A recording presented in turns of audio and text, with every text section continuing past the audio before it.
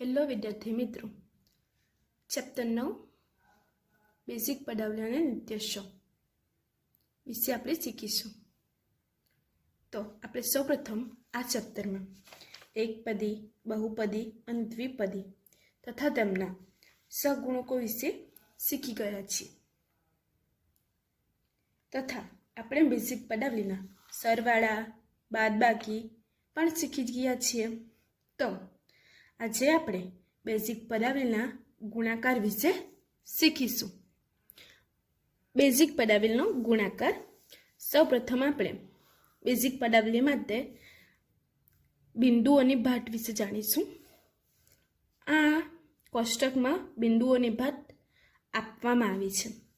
તો આમાં બિંદુઓની ભાત પેટર્નમાં આપવામાં આવી છે. આપણે આ પેટર્ન જોઈશું. આ પેટર્નમાં આપણને 1, 2, 3 અને 4 આડી હરોળ આપવામાં આવી છે. જ્યારે 1, 2, 3, 4, 5, 6, 7, 8 અને 9 ઊભી હરોળ આપવામાં આવી છે. તેથી જ આપણે બિંદુઓની સંખ્યાને 4 ગુણ્યા 9 ના સ્વરૂપે લખી શકાય. એટલે કે આડી હરોળની સંખ્યા ગુણ્યા ઊભી હરોળની સંખ્યા. એવી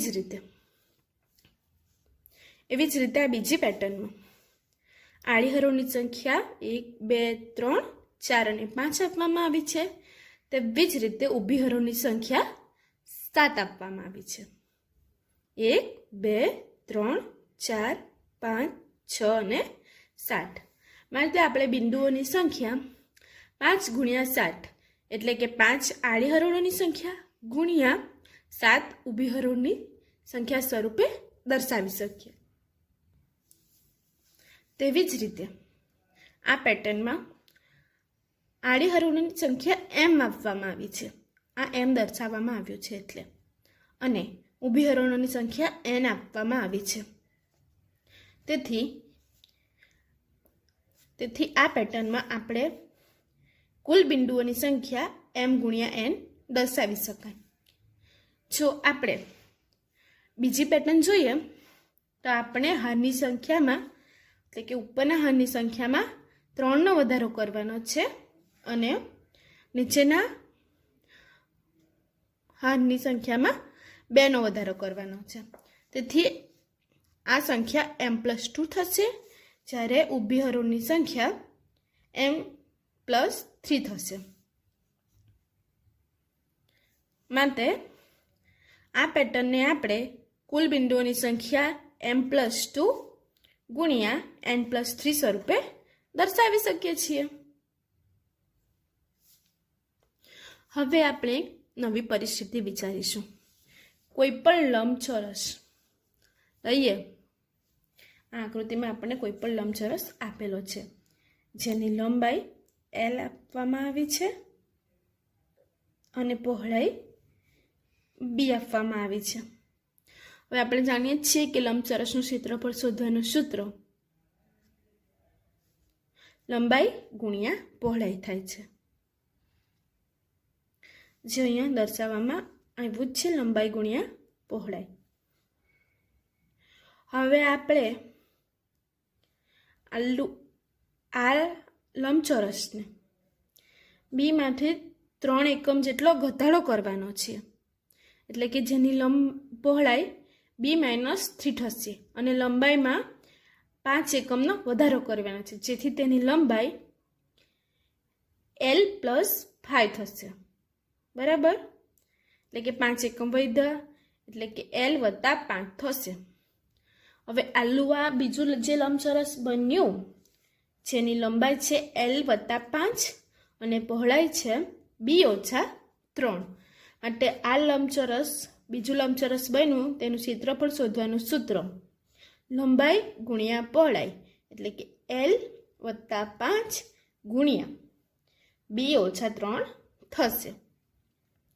તેવી જ રીતે આપણે એક લંબઘનનો વિચાર કરીએ તો તેનું ઘનફળ શોધવા માટે લંબાઈ, પહોળાઈ અને ઊંચાઈનો ઉપયોગ થાય, જેનું ઘનફળ શોધવાનું સૂત્ર છે લંબાઈ ગુણ્યા પહોળાઈ ગુણ્યા ઊંચાઈ.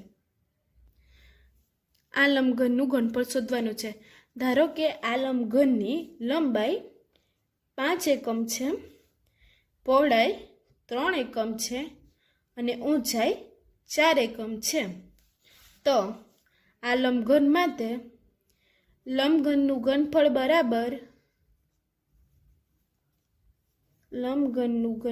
બરાબર લંબાઈ ગુણ્યા પહોળાઈ ગુણ્યા ઊંચાઈ બરાબર 5 એકમ ગુણ્યા 3 એકમ ગુણ્યા 4 એકમ બરાબર 45 15 ગુણ્યા 4 અને 15 ચોક 7 એકમ. માટે લંબઘનનું ઘનફળ 60 એકમ મળે છે.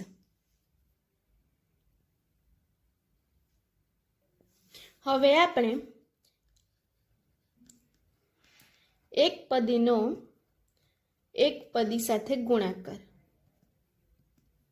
વિશે શીખીશું.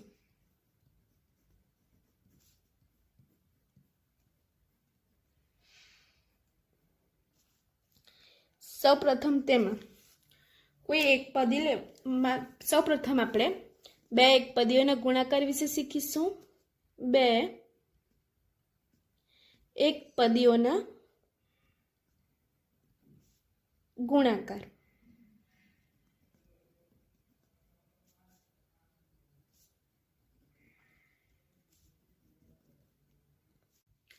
બે એક પદીઓના ગુણાકારમાં પહેલું ઉદાહરણ જોઈએ. પહેલી એક પદી છે 4x અને બીજી બહુપદી છે 3x. માટે ગુણાકાર બરાબર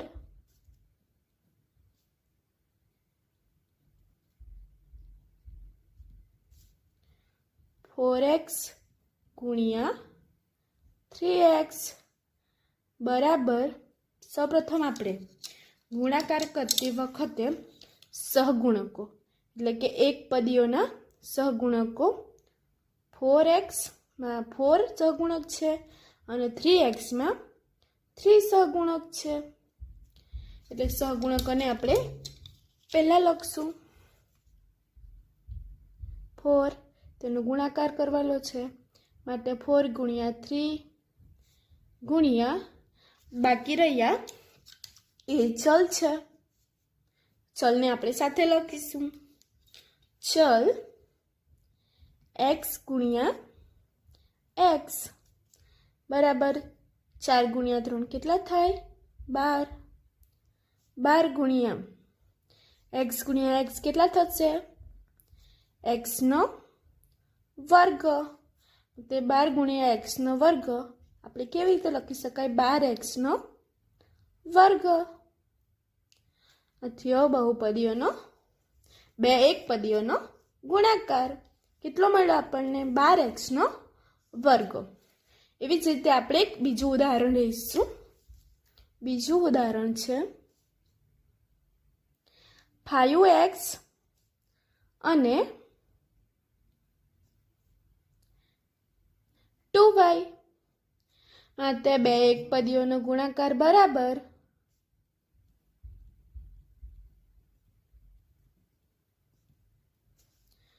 5x ગુણ્યા 2y. 5x ગુણ્યા 2y. અહીંયા 5x માં સહગુણક કયો છે તો આપણને 5x માં સહગુણક 5 છે. 2y માં સહગુણક કયો છે તો સહગુણક 2 છે અને x ચલ છે તથા 2y માં y ચલ છે. માટે આપણે સહગુણકને સાથે લખશું. સહગુણકોનો ગુણાકાર કરીશું માટે સહગુણકોનો ગુણાકાર આપણે સાથે લખીશું. 5 × 2 ગુણ્યા ચલનો ગુણાકાર આપણે સાથે લખીશું x ગુણ્યા y અને સગુણકનો ગુણાકાર 5 ગુણ્યા 2 કેટલો થશે 5 ગુણ્યા 2 બરાબર 10 ગુણ્યા x ગુણ્યા y બરાબર આપણે xy લખીશું xy બરાબર 10 ગુણ્યા xy એટલે કે 10 ગુણ્યા xy બરાબર આપણને 10 xy મળશે જે આપણને બે એકપદીઓનો ગુણાકાર મળે છે। એવી જ રીતે આપણે ત્રીજું ઉદાહરણ જોઈશું। ત્રીજું ઉદાહરણ છે ધન એકપદીનો ઋણ એકપદી સાથેનું ગુણાકાર। તો આપણે ધન એકપદી લઈએ છીએ 2y અને ઋણ એકપદી લઈએ છીએ -3z નો વર્ગ જેનો ગુણાકાર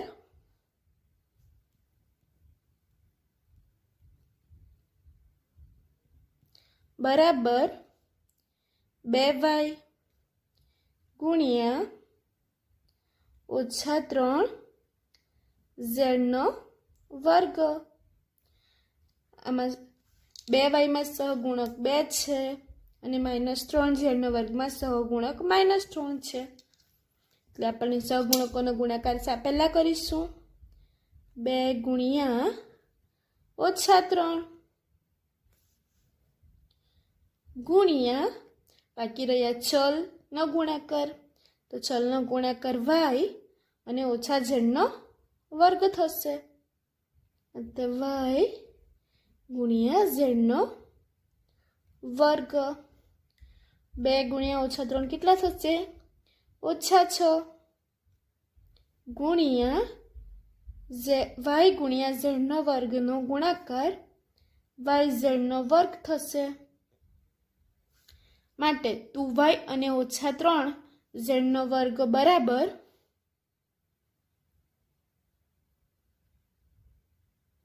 -6 yz નો વર્ગ જે આપણને જવાબ મળે છે।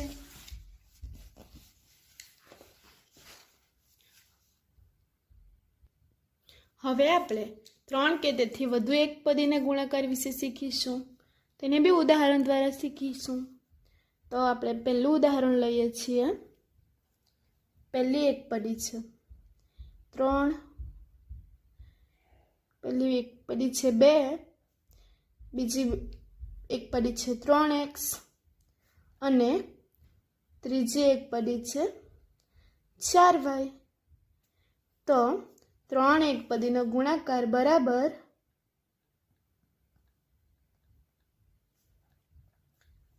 2 ગુણ્યા 3x ગુણ્યા 4y। 2 તો એકલો સગુણક જ છે પહેલા પદમાં, બીજા પદમાં સગુણક 3 છે, ત્રીજું પદ 4y છે જેમાં સગુણક 4 છે। સૌપ્રથમ આપણે સહગુણકોનો ગુણાકાર કરીશું એટલે કે 2 ગુણ્યા 3 ગુણ્યા 4 ગુણ્યા આપણે ચલનો ગુણાકાર કરીશું। અહીંયા 2 સાથે કોઈ ચલ નથી માટે આપણે 1 લખીશું। 1 ગુણ્યા બીજા પદમાં આપણને ચલ છે x ગુણ્યા x, જ્યારે ત્રીજા પદમાં ચલ છે y માટે આપણે ગુણાકાર y સાથે કરીશું એટલે કે y માટે જવાબ મળશે 2 ગુણ્યા 3 ગુણ્યા 4 નો જવાબ આવશે 2 ગુણ્યા 3 બરાબર 6, 6 ગુણ્યા 4 એટલે કે 6 ચોક 24, 24 ગુણ્યા 1 ગુણ્યા x બરાબર x ગુણ્યા y બરાબર અહીંયા 24 ગુણ્યા x ગુણ્યા y બરાબર થશે xy માટે આપણને જવાબ મળશે 24xy। તેવી જ રીતે આપણે બીજું ઉદાહરણ જોઈએ। બીજું ઉદાહરણ છે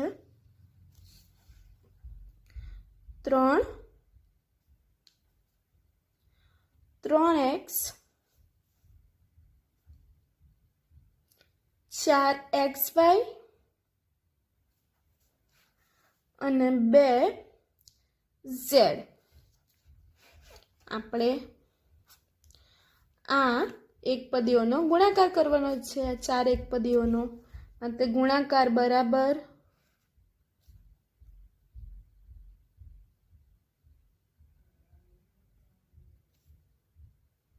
3 ગુણ્યા 3x ગુણ્યા 4xy ગુણ્યા 2z. અહીં સૌપ્રથમ આપણે સહગુણકોનો ગુણાકાર લખીશું. સહગુણક છે 3, અહીંયા સહગુણક છે 3, અહીંયા સહગુણક છે 4 અને અહીંયા સહગુણક છે 2 ગુણ્યા. હવે આપણે ચલોનો ગુણાકાર લખીશું. તો 3 સાથે ચલ કયો છે? કોઈ નથી, અને આપણે 1 લખીશું. બીજા પદમાં સહગુણક 3 છે અને ચલ x છે, માટે આપણે ચલ x લખીશું.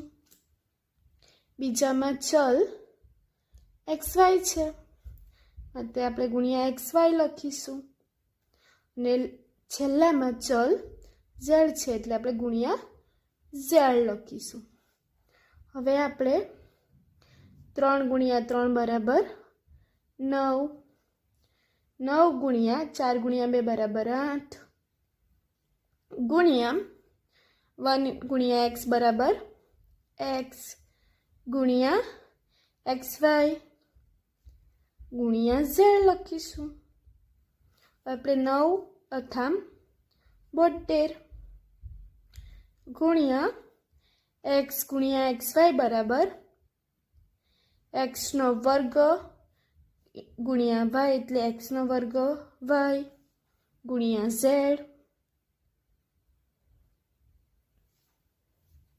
બરાબર 72 x નો વર્ગ y z.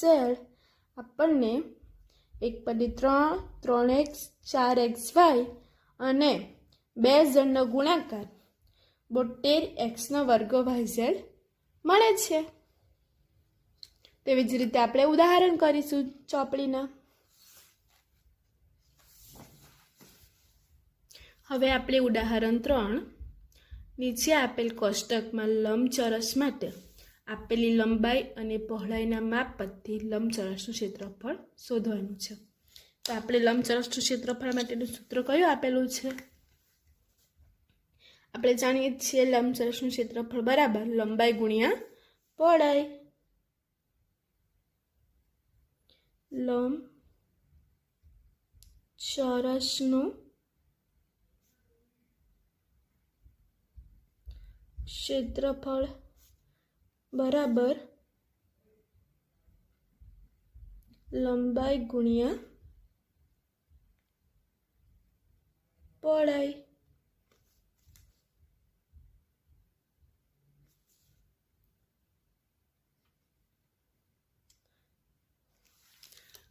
હવે અહીંયા પહેલું આપ્યું છે 3x અને 5y લંબાઈ અને પહોળાઈ માટે આપણે લંબચોરસનું ક્ષેત્રફળ શોધવાનું છે. તો ફર્સ્ટ માટે લંબચોરસનું ક્ષેત્રફળ લંબાઈ ગુણ્યા પહોળાઈ. પહેલા માટે 3x ગુણ્યા 5y માટે આપણે લખી શકીએ 3x ગુણ્યા 5y બરાબર પહેલા સહગુણકનો ગુણાકાર એટલે કે 3 ગુણ્યા 5 નો ગુણાકાર ગુણ્યા ચલોનો ગુણાકાર એટલે કે x અને y નો ગુણાકાર.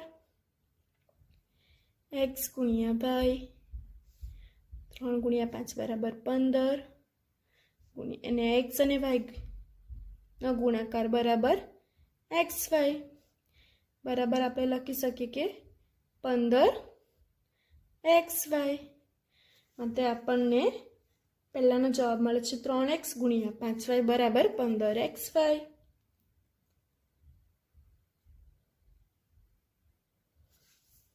તેવી જ રીતે હું એક બીજો એક્ઝામ્પલ કરાવીશ, જે છે લો આ 2l²m એટલે કે 2l² અને 3lm², જે ચોથો નંબર છે.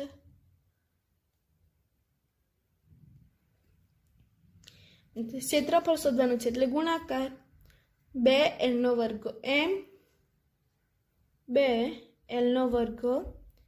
m ગુણ્યા 3lm², 3lm² બરાબર પહેલા સહગુણકોનો ગુણાકાર 2 ગુણ્યા 3 ગુણ્યા ચલોનો ગુણાકાર l² m ગુણ્યા lm²,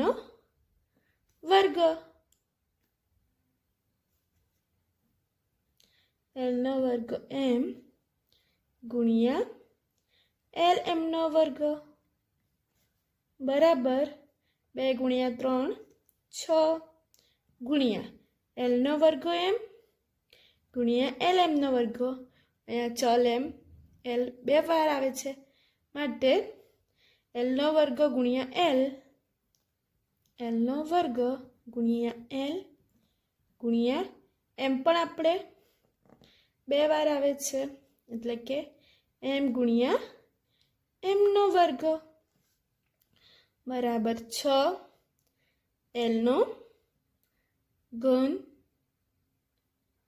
ગુણ્યા mનો ઘન